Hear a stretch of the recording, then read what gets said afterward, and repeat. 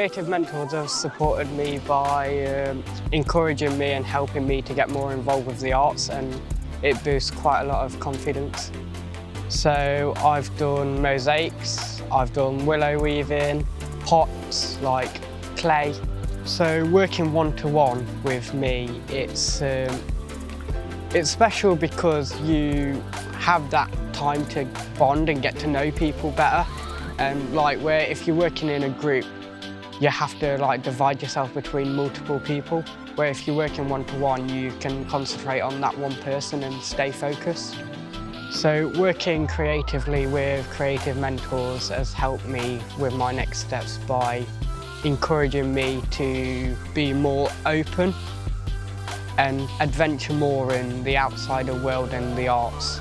I think creative mentoring is important to help people share their voice and opinion and help people grow, because some people stay in the bedrooms and just game all the time, but I personally think more people should be out in the world doing more exciting activities and more in the arts. I think it's helping me to get to my career because you're meeting more people, new people, and having more time bonding with people, and having that time, it's quite important because they're going to have different opinions and everything. Yeah. Creative mentoring to me means someone to just help me figure out what it is that I actually need to be doing to get what I have in my head out onto the creative thing that I'm doing. I think working with the creative mentors have made me more confident that I can actually do things even if I'm not entirely sure how. I can just try it and just see if it works. I think creativity is important because you're not always going to be able to say things, and there's no way you can get emotions out in words as well as if you could if you're making things and if you're doing things that are creative, because it comes from the part of your head that doesn't do writing and words and stuff in the literal sense. The kind of projects I'm doing is going towards my Bronze Art Award. I was gonna do pottery and clay stuff for it, and now I'm doing self-portraits. So it can kind of just change and whatever you want to do, basically. The project that I'm doing is making self-portraits because I've started testosterone, because I'm a trans man. And the first one I did was pre-testosterone, and now I'm doing them every week or every couple of weeks. So I can hopefully see the changes, not only just in my physical face, because I'm not doing realism, but just in the way that I see myself and the way that I'm just painting naturally, just seeing any changes and stuff in the first couple of months of testosterone. I've worked with one young person from when they were in year 6, and aspirations in year 6 about what to do in the future, had no idea. And in those early years of secondary school, kind of made a decision that they were interested in one job.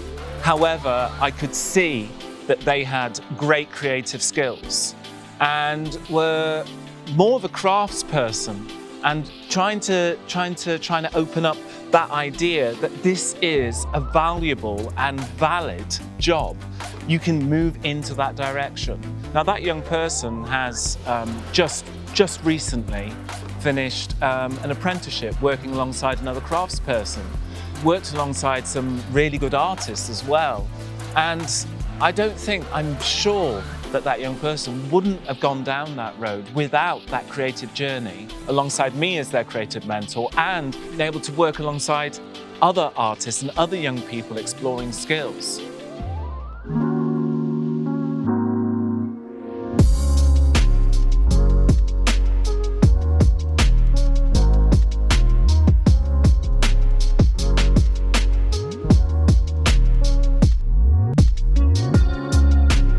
Our work is so significant because there's very little of it happening. We embrace difference. We aim to discover the barriers and break down the barriers.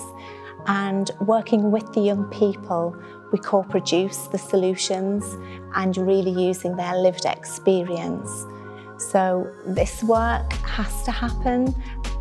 to make the progression that they need out of the grassroots activities that take part and into a profession or a career. So at Tin Arts we have lots of projects, and what we've noticed is there's no through route, there's no pathways. So we do a lot of work in schools and we have our own community classes, but we work across the region in schools. And if those children don't live in Durham, where our community classes take place, it's impossible for those young people to come along.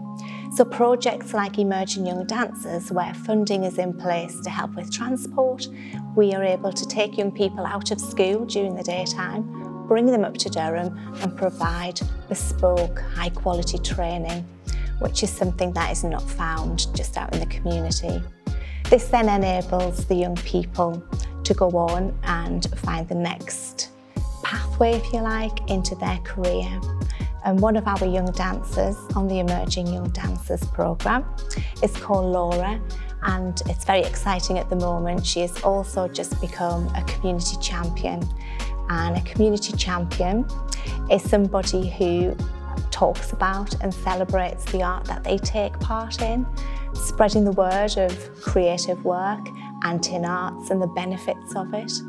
And hopefully we're training Laura up to be an artist, a professional artist, a dancer, a maker, and also an advocate, so that she can have the training that's missing, that's not readily available in any other further education.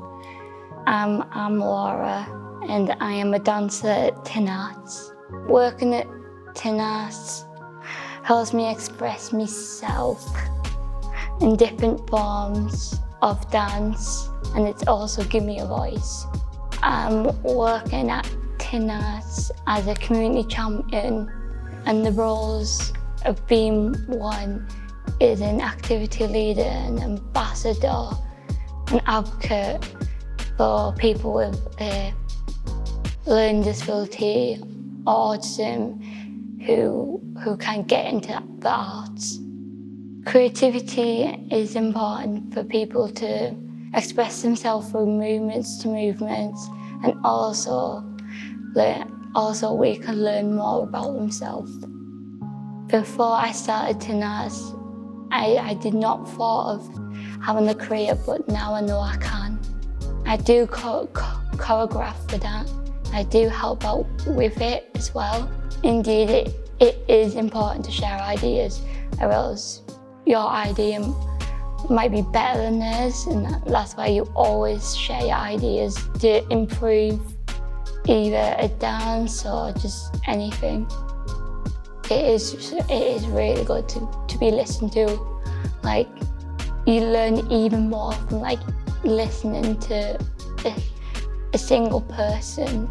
You find out, you find so much about them, and it gives them a bit of comfort as well if they're going through a bad time.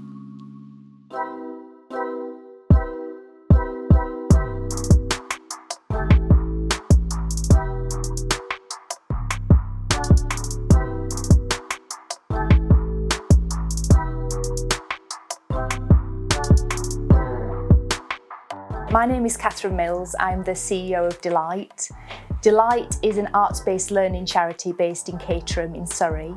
We use high-impact creative programmes to close the opportunity and attainment gap for children affected by disadvantage. Hi, my name's Ella. I joined Delight as their Kickstart communications assistant.